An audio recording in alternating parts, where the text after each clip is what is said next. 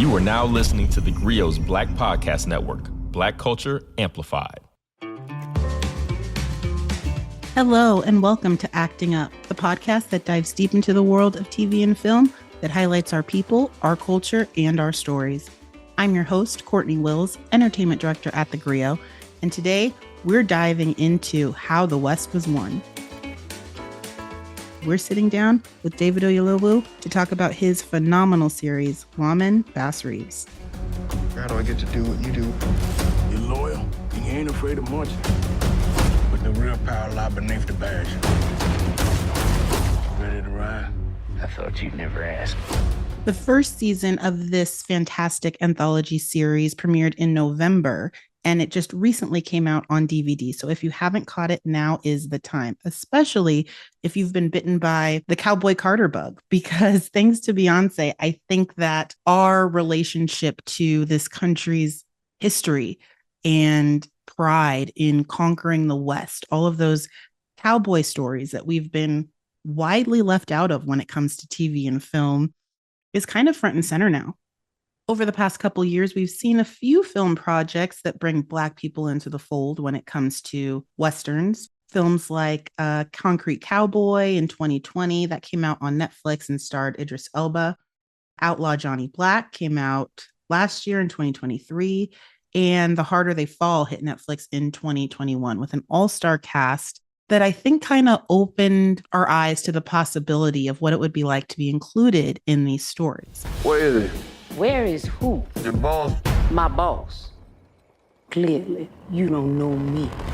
But it's not just fantasy. The reality is Black folks were part of conquering the West. And Lawmen Reeves does a really excellent job in highlighting that, as does Beyonce's latest project, Cowboy Carter. This ain't Texas. I think something that people underestimate sometimes is how valuable it is to see ourselves in all facets of American history, and that, you know, our history in this country isn't only tied to the brutality of slavery. It's also tied to some of the biggest victories that this country takes so much pride in. When it comes to the food, the fashion, the music, all of these things that came out of this time period, Black folks had a huge influence on and certainly have a shared experience. Okay, here's an example, like Jolene, right? This song on Cowboy Carter that Beyonce does with an intro from the legendary Dolly Parton, who originated that song. Hey, Miss Honeybee, it's Dolly P. You know that hussy with the good hair you sang about?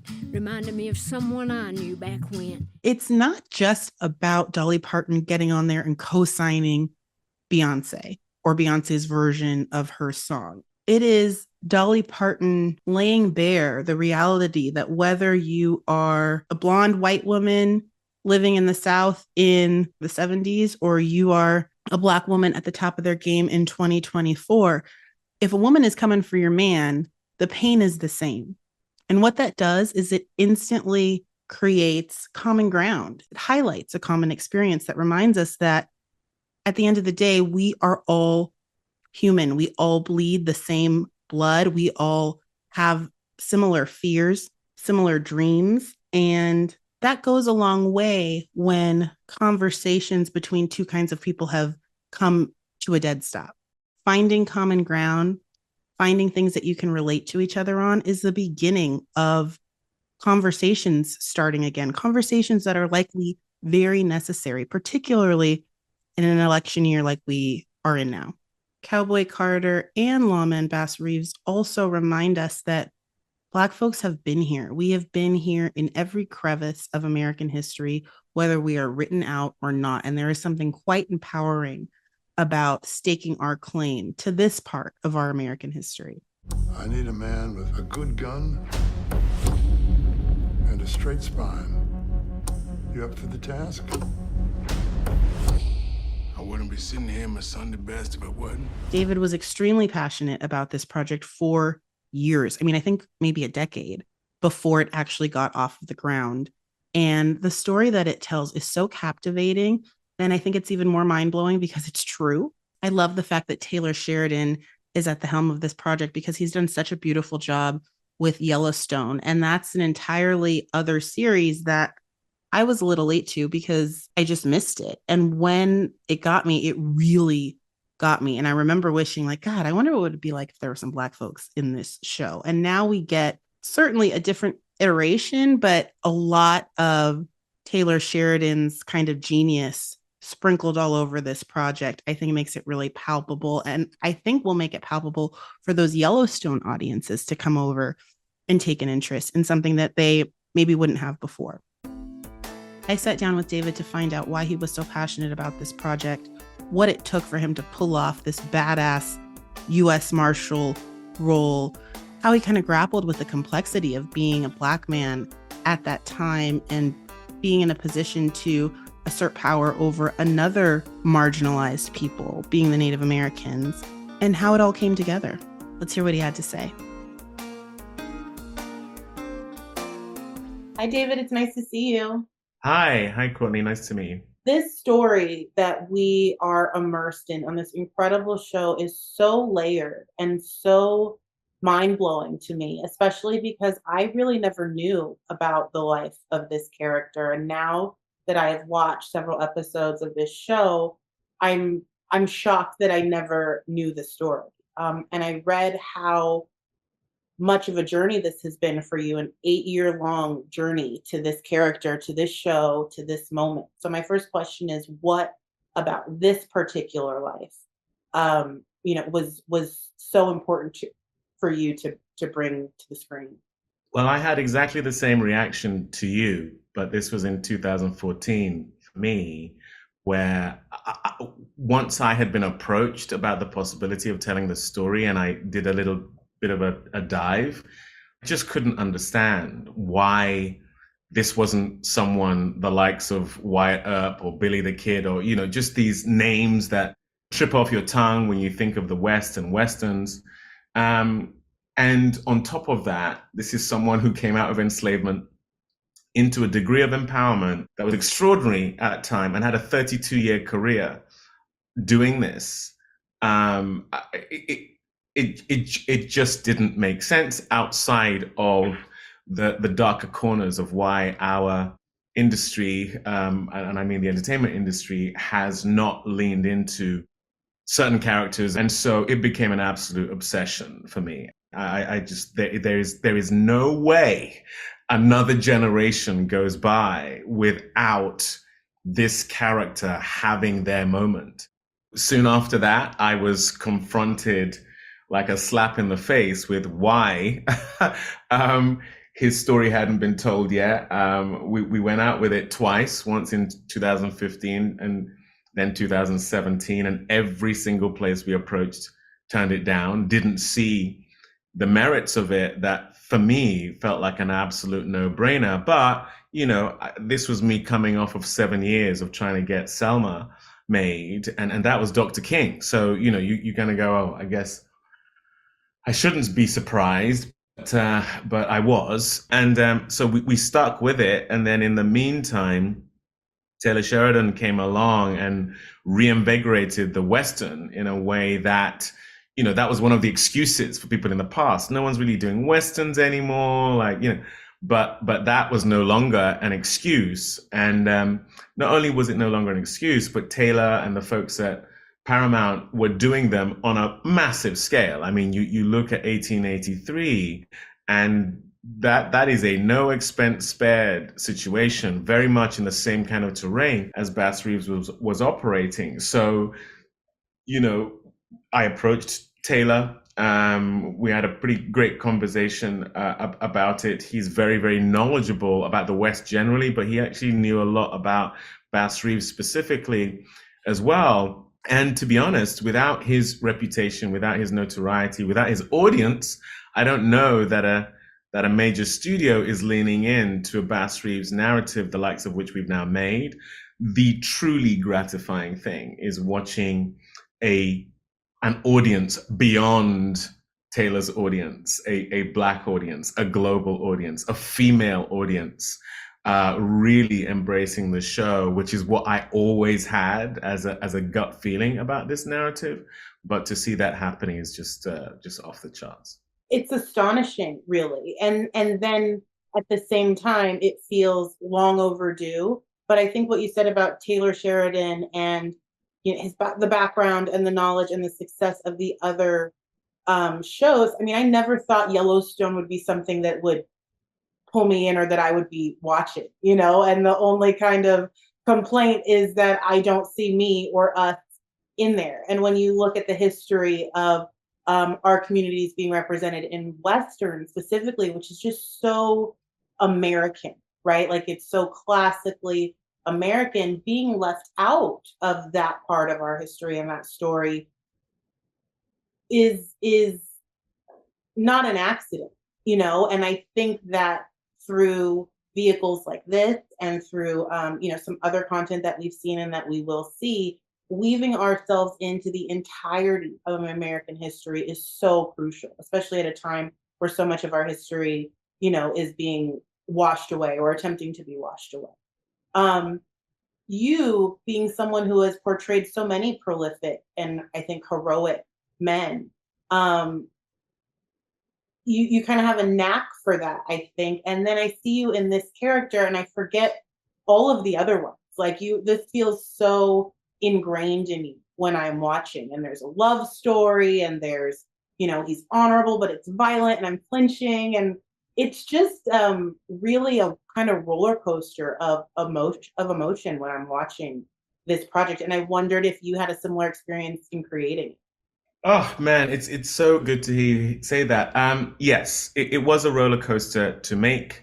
A lot of the things that I value are in the show. I'm a very happily married man. I value family and love and my children and having a moral compass. And despite marginalization, not the likes of what Bass Reeves endured, but still clawing for the better angels, the hope in humanity. There will be a better day for my children than there was for me. These are characteristics I felt when I dug deep into the Bass Reeves story, and I just wanted to see out in the world. And so when you talk about it emanating from me in that way, it's because I deeply admire Bass Reeves. I share those values. I'm not as brave as he was. But, getting to shed a light and embody who he was truly a privilege and something I relished every day.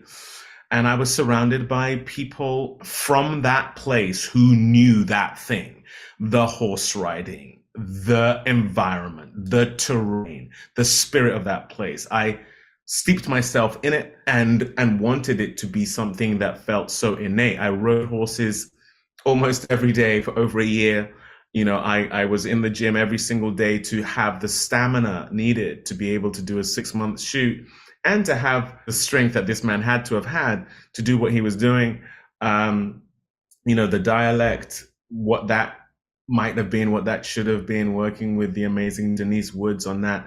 It was, we all just threw ourselves in feet first because we knew the depth of the opportunity that has been afforded. But to your point about these men who I've had the opportunity to play, every single one of them I've been a producer on, and I've been part of bringing them to fruition because I feel like my calling is the contextualization of Blackness for a global audience and the breadth of who we are beyond some of the stereotypical caricature, more prevalent representations we see of ourselves. That's just, I don't know, better or for worse. That's what I feel called to. And so whenever I get the opportunity, it's just all in all the time. Last question, because I know I have to let you go. I could talk to you too about this project forever. But, I found it interesting, kind of the complexity of this man who was enslaved and then who was also, had to fight for the Confederacy and turning into a law enforcement agent. And just the complex way, even now in this country, we look at police, we look at Black police, we look at, the discriminant ways in which our communities are policed. I couldn't help but be a little bit apprehensive of what it would feel like to look at this U.S. Marshal, which, you know, we know law enforcement in this country actually started with slave catchers. Like, I thought I might be watching someone chasing down his own people. And I didn't know if, even if he was like a great lawman, I would feel genuinely like supportive of that, or like this person was brainwashed. You know what I mean? Kind of working for the other side. And it's just wild in the way that this was portrayed. The more we learn about this man and his character and his integrity, I now would absolutely categorize him as a hero. But I wondered if that kind of evolution of law enforcement and our place in it ever crossed your mind as you were starting to tell the story. Oh, it was so top of mind, and selfishly as an actor, that's what you're looking for. You're looking for a character steeped in contradictions, steeped in complexity, both moral and otherwise. And that's what's fascinating about him. He was forced to fight on the side of the Confederacy. And you could argue that he felt compelled to become a deputy U.S. Marshal, deployed yet again by another white man, and from a place of power. And what you see as the show continues to evolve is even he questioning that very thing. Am I an instrument for good, or am I a weapon for the power structure that is the same as I was subjugated by when I was enslaved? And as the show progresses, there's real complexity when he is arresting Black people who are a reflection of himself. He beat George Reeves almost to death. That was historically what happened. He, having done that, the reason he ran away is the equivalent of Bass Reeves could quite justly arrest him and have him put away forever, or maybe even hung. And that's part of his story too. And that's just the reality of being Black in America, is that you harbor feelings that are very complicated about this country because of what at points it does to you and what at points you feel about it, in terms of embrace, in terms of being marginalized, in terms of being proud, in terms of its history, but your history within it. It is so complicated. And to have an 8-hour narrative to take a look at that through the eyes of not just a Black man, but a Black family, where there is love, but there is also absence, and there is complication for all of the reasons I'm talking about. That's how we get to the point of eroding prejudice around characters the likes of this being seen, because anyone and everyone can relate to that level of contradiction and complication. Maybe not the specifics of it, but that's what it is to be a human being. We are not just slaves. We are not just this. We are not just in terms of this era. We're so many things, and that's what you see through this narrative. And we wanted to embrace that because that's just the reality of what it must have been. Well, I think it is really important, really beautiful. I'm so glad that you pushed it through, because you could have given up. And, you know, my only criticism is I wish I had 20 episodes, not an 8-episode anthology. Thank you. Real pleasure. I appreciate that, truly. Thank you. You take care. You too. Bye-bye. Bye-bye.